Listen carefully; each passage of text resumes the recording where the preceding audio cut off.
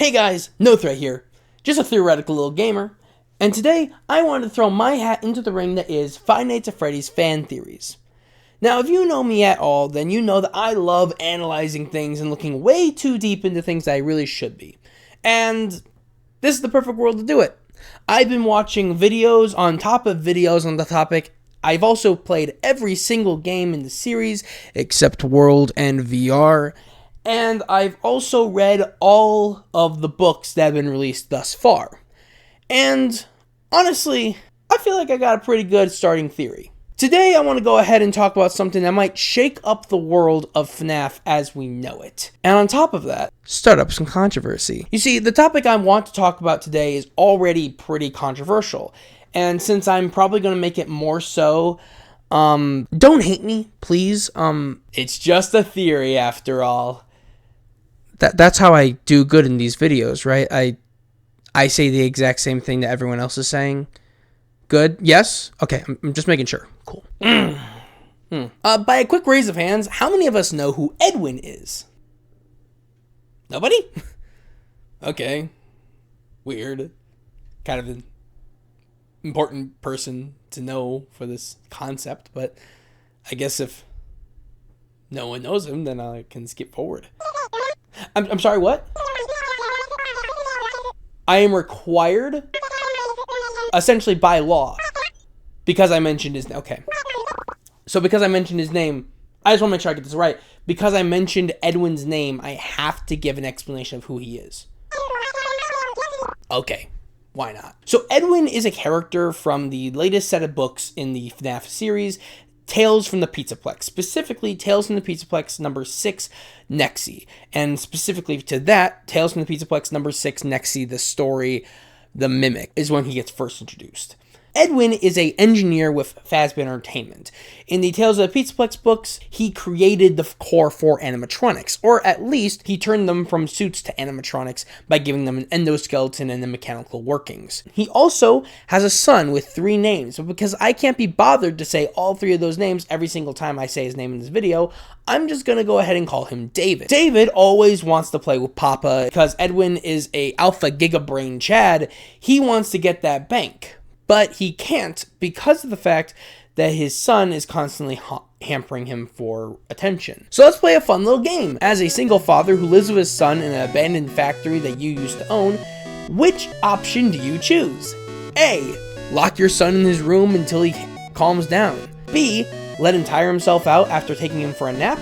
Or C. Locking your door so you can get the peace and quiet that you deserve. Answers down below. If you chose any of those answers, you'd be wrong, because if you were Edwin, you'd choose secret answer D, create a complex and intricate robot that requires you to create an AI model using machine learning, a thing that I don't even know how he has the ability to do, but he is a god for being able to do it. That's right, he created a robotic plaything for his son because his son has abandonment issues. I don't know what David is going through right now. I'm sure David has some problems, and I feel very bad for him, honestly. But it is the AI model that he creates that is a very important part of this story. You see, the AI model that he created gives the robot the ability to mimic anything that it sees, essentially allowing him to play with David. Things get a bit weird throughout the story. The Mimic, that's the robot's name, by the way, because David is creative. Actually, I think Edwin gave him the name, so actually Edwin is very creative. The Mimic starts actually reacting rather than mimicking. It uses the movements that it's learned and built up so far to actually react to what David is doing and actually be able to play easier with him and better with him. It's still mimicking, just essentially on a delay at this point, which Edwin did not code for. I think I hear Skynet happening. Oh no. But as with all things FNAF, good things must come to an end. And by that, I mean David dies. After David dies, his father Edwin goes into a whole depressed emotional state until he sees the Mimic mimicking David, at which point he catches that as mocking, so he proceeds to destroy the machine that he created, taking away the life that he had made for his son. Now, this isn't Edwin's full story. There's a whole 60 pages I didn't go over, but it does get us up to date with the exact concept of what we're doing. So, any questions? No? Okay, great. At this current moment, everyone is comparing Edwin to the good side of our story, Henry Emily. For good reason. There's a good amount of connections that you can make to fit this narrative. But what if I were to tell you that it makes more sense, at least to me, to compare him rather to William Afton? I feel like you want me to explain. I have a few reasons, to be exact, to why Henry is not the greatest parallel, or at least he's not the only parallel we can make to Edwin. The first of which is pretty obvious. Edwin has a kid, specifically a son that dies, whose tragic death causes him to go into a rage, eventually taking life. Now, where have we heard that before? Maybe there's another father in this franchise. One who had specifically a son, who lost said son in a tragic way, and whose tragic death proceeded to make him go into a rage, taking lives. Okay, so maybe that's a bit weak. That's why there's more. In both realms, the lives come back. In the Tales book number 7, Tiger Rock, it's number 7, right? The mimic is recycled to run the Pizzaplex. And do I even have to explain how the lives come back in the actual games? There! On the other hand, look at Henry. He also lost a kid, sure, but his kid's a daughter, kind of a deviation from a parallel that's being made here. And also upon whose death Henry made life, seeing from the robot Charlies that we saw in Silver Eyes. My other reason is a bit deeper, and hold on with me here, okay? Edwin actually makes animatronics. Think about this. Have we ever seen Henry make an animatronic? But no threat. You're truly telling me. He obviously makes animatronics. What about the earliest moment in the history? The Fredbear Singing Show poster that we see in Ruin. It's a huge piece of the lore. I mean, you have to remember that. I do. And that's a good question. Let's go over that, shall we? I believe the Fredbear Singing Show was more along the lines of a mannequin with a well-made costume on it. For example, look at this poster. Notice how it has no mention of dancing. I feel like if your bear was doing the hokey pokey and shaking that thing about, then you would mention that. That's a big selling point to your attraction, right? I feel like that's how that would work. But there's no mention of it. The only action verb used here is singing. Okay, that sounds like half the game plan here, but okay. Therefore, I don't really think that the animatronic bear in Fredbear Singing Show was a dancing bear. It's either that or it was a mascot situation where someone puts on a costume and that way Freddy can dance. I think that the Fredbear Singing Show was a local attraction for a while before it was picked up by a traveling carnival. This piggybacks off of both of my hopefully soon-to-be very good friends, FNAF John and Matthew Matt Pat Patrick's theories about the origins of FNAF and the Fazbear industry. I believe that it was at this carnival that Henry Emily made a new friend, the technician William Afton. You see, Henry Emily has always had this dream of making his little bear do the jiggy jiggy, but he didn't have the know-how in order to put the muscle to the moves. That's where Willie comes in. You see, Willie has always had the dream of owning his own robotics company, and now he has the perfect partner to get that started. That's a wonderful story, no threat. But what does it have to do with anything? It's all speculation. Well, that's half of what theorizing is. Speculation until proven otherwise. And guess what? Speculation can sometimes answer some questions. But what exactly does this speculation have to do with Henry never building an animatronic? Well, look at these. These are official concept arts for some of Scott's earlier designs. Designs that we have never seen. These designs seem to be of suits that can house a person or even an endoskeleton if you look close enough at this area. Now, I may be reading way too far into this picture, but notice how these designs are colorful and full of life? These are the kinds of drawings someone would throw up on an art station or a DeviantArt. Now look at these images. These are so mechanical, so planned out. They look almost like blueprints or plans or schematics. Do you have any final hints or anything you can say about Security Breach that will get people excited? Even just one word, like a code or anything. Schematics. And notice how they're kind of in someone else's art style.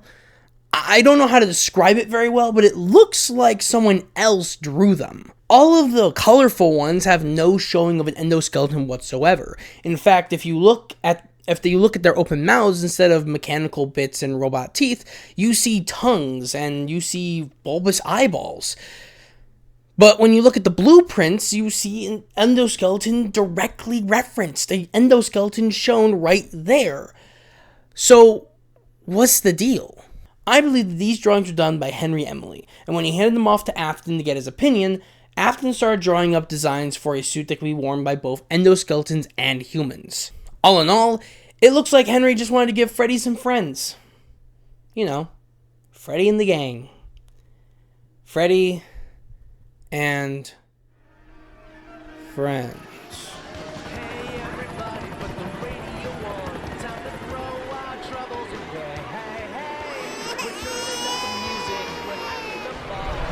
Why was that baby crying? What? Can we quickly talk about Freddy and Friends?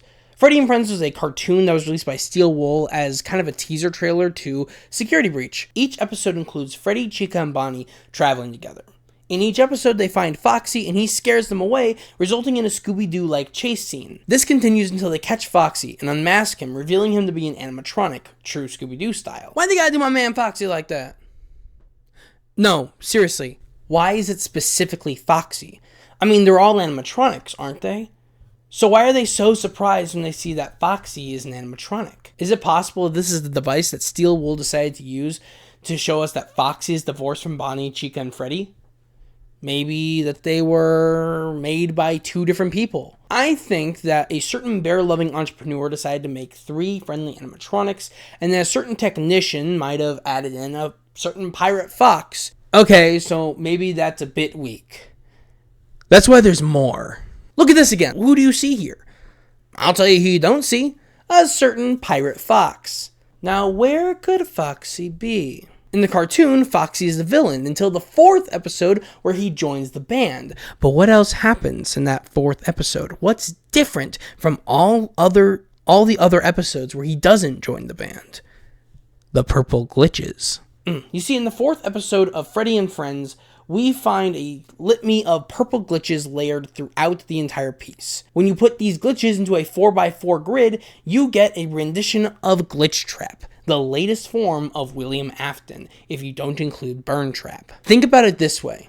They're essentially saying that Freddy, Bonnie, and Chica were all together, and then when William Afton threw his hat into the ring, Foxy joined the gang as well. Now don't forget that Purple Guy always said that Foxy was his favorite. That information hasn't exactly been relevant up until now, and I think this is why. Then there's the fact that Foxy is the only animatronic in the cartoon. I mean, like I said, they're all animatronics, right?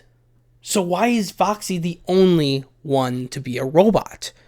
I think that this relates back to my hopefully soon-to-be very good friend Matthew Matt Pat Patrick's theory about a possible Fazbear origin, where he essentially compares the Chuck E. Cheese opening to Fazbear's opening. Go watch his video on that if you want more information, but basically, how Chuck E. Cheese opened is a merger happened between a restaurant chain with lifelike animatronics and another restaurant chain with very cold and robotic ones. Freddy and Friends in the show are so confused as to why Foxy is a robot, but maybe that's because they're so lifelike that they couldn't even think of themselves as robots. But Foxy was different. There was a little something off about him, so they decided to unmask him and they found out he was a robot. Now then, why is it important that we establish that Foxy was created by Afton and not Henry? Well, I'll get to that. Okay, if the singing show wasn't animatronics, then obviously FNAF 6 has to be, right? I mean, the FNAF 6 pizzeria is one of Henry's repurposed buildings. Obviously he made the animatronics in there, right? Actually, I don't think so. Remember, the animatronics you get in FNAF 6 came from catalogs that went to junkyards or other companies such as Baby Circus Rentals. Not that one because reasons, but also realistically like that one. Is just the first one I can think of a name for. And then if you look at the litany of different choices you have, none of these really seem to be related to the Fazbear name. Realistically, there's no real way to say that any of these are Henry originals. The only thing that we know Henry Emily made was Lefty. Lefty! I have looked for a long time for an answer to Lefty. Because at first, I thought Lefty was just a repurposed animatronic. But when I looked a bit deeper into what exactly Lefty can do and all the stuff that he had, you kind of have to put that stuff in while making the animatronic instead of just it existing. I mean, there's a possible chance that, like, some plans were left lying around, but the stuff that Lefty can do is just so unique that it's weird to say that Henry didn't make it. So, I'll keep thinking on it for sure, 100%. I might put a tweet out about it. But just remember, so far his animatronic count is 1. And it's Lefty. Now, don't get me wrong, I full-heartedly believe that Henry was involved in making the animatronics. Just more on the exterior and less on the interior. Now, let's go back to Edwin. I mean, that's what this whole video is about, right? When we see Edwin in the story of the Mimic, we see him working on a few animatronics. Here, 1 second. He does this through contract work, and as it's described, it seems that Fazbear just sends him designs and he makes them work. You know, that sounds really similar to the process I described that Henry and William might have had earlier. Maybe speculation isn't all that bad. Either way, let's look into a few of these animatronics, shall we? To describe a few, you have the brown bear, a blue bunny, a yellow chick, and a pirate fox. Wait. Hold on. Repeat that. Brown bear, a blue bunny, a yellow chick, and a pirate fox. Again. A pirate fox. Again. Again. Okay, that's really weird. But look at that. Edwin made a pirate fox. That's Foxy. It's not Roxy, and it's not Mangle, I guarantee. Edwin made a pirate fox. The same fox that we already concluded was made specifically by William Afton, rather than Henry. I told you I'd tie it all together, didn't I? We also see that Edwin had an engineering company, similar to Afton and Afton Robotics. Please, I'm begging you. I would get on my knees, but the camera's way up here. Please tell me this is enough to at least make you think about what I'm trying to tell you. But in the end, what does it all mean? Do we even necessarily care if Edwin is a parallel to Henry or even William? Well, maybe. This begs the question of what Edwin's story is trying to tell us. So far, the only thing we've really been able to get out of Edwin is the Mimic. But with the Mimic becoming a pretty big piece of the game coming up, I think that we're going to see a little bit more of Edwin in coming theories and even maybe in the games. We might see mention of Edwin, or even a book series might come out where Edwin's the main character. I don't know. But I would like to call this a preemptive strike. Right now, calling out Edwin as a William parallel insinuates one major thing. Afton created the Mimic. Before I go on about this, go and watch this game theory video about how continuity is not the same as canonity. I'm going very based on the idea that the books have their own continuity to the games. Therefore, Edwin doesn't exactly exist, and someone else had to create the Mimic program that we know is in the games. I think that Afton created the Mimic 1 program at around the same time that he created more sentient animatronics like Ennard. But after realizing how powerful it was, or how powerful it could become, he scrapped the idea. Later, when the Afton hard drives were wiped, the Mimic 1 program was found. Remember in FNAF VR, Tape Girl mentioned that they found working code on some of the hard drives that were brought in. That's the Mimic 1 program. After that, the program did what the program does best. It mimicked. It copied everything that it had seen, including the malevolent acts of Afton. Utilizing the code behind a virtual reality experience, it learned how to interact with the virtual world and maybe even how to connect. Seriously, where is that coming from?